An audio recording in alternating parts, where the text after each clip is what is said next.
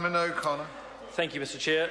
Look, really, yeah, I'm very pleased it is a good choice. I'm biased, though, of course. Hey, look, very pleased to talk to this second clause, the commencement. It's a little bit similar, in fact, to the first clause insofar as some simple elements, but those which got quite complicated we heard in clause 1, of course, around the change of semantics and terminology. In the commencement date, it was obviously a debate around timing. Should we bring this about immediately? Should royal assent be granted quickly and efficiently, or should it be held out for 28 days? As you could imagine with anything to do with dates, there's a whole continuum of debate there. There was some thought of whether we should go out to 6 months. There was some that we should even look to 8 days and so forth. Without being too facetious, I did notice earlier when the Speaker and the Chair, Dr Camcorder, the sponsor of the bill, was noting the calendars. He did lack clarity on whether it was a Julian or Gregorian calendar. Very disappointed, very disappointed. But actually, seriously, this was an area we debated quite a bit, because on one side, immediate commencement recognises the fact that this is an important bill and that there is a serious consequence here. I was talking to some friends last week in a different topic around what we'd say is high risk but low frequency. There's a degree of that here, but when you are talking about an airliner, or if it's even just the Eagle helicopter, I have friends in the police, particularly in Auckland, who are noting the dangers to even just the police helicopters.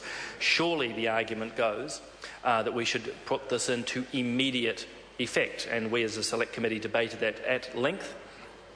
The corollary to that, and where we ultimately ended up, though, was that we needed time to embed the date, or the launch, rather, of the bill to seek royal assent, as is proper in this constitutional arrangement.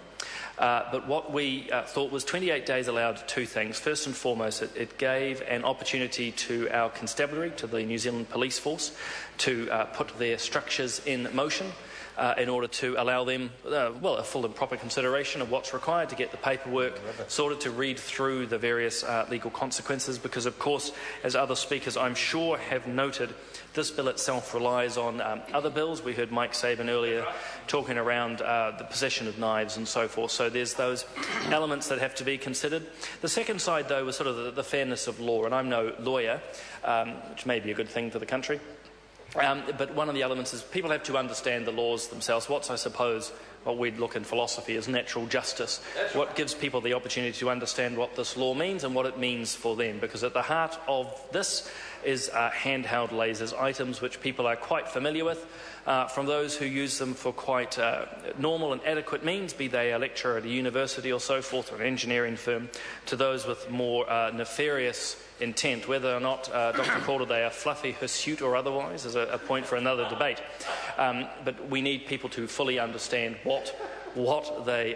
sorry, I just had to get hirsute in tonight.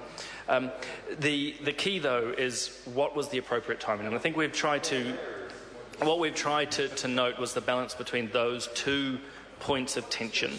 Do we get this bill underway immediately to show what is a serious piece of legislation, or do we give enough time that consideration can be undertaken by the constabulary, by the police, and can enough time be given that people understand what this law means for them? And that's particularly for citizens who are used to carrying around a handheld or a high-powered laser, so they can fully appreciate what is required. And I think after a bit of debate in the Select Committee, and I note the Chair is here with me in the House, David, fine Chair, and a number of my colleagues, we came to the belief, which of course we've now articulated in Clause 2 in the commencement, to say that this Act comes into force on the day that is 28 days after the date on which it receives royal assent. And we thought that was a good spot to end. We can, of course, take this bill once it is completed in the House in a timely and appropriate manner, which I think is quite germane to this clause in itself. But we can send it to the Governor-General. He can sign it on behalf of the Queen of New Zealand.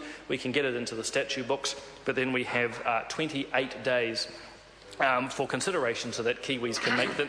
Well, actually, things can happen a lot in 28 days. I believe, you can even bite a player. It seems to be in vogue at the moment. Fortunately, this is not part of it. So, again, Mr Chair, this was an area like Clause 1, which took up a bit of time in Select Committee as we considered the various options. I think, and I am hearing from my colleagues in the House, but would be open to more discussion, I think we came to a point which we felt was appropriate, balancing those respective rights which required. Mr. Chair. Dr. Cam Calder. Mr. Chair, look, I do appreciate the sensitivity that fellow members of the Select Committee are displaying.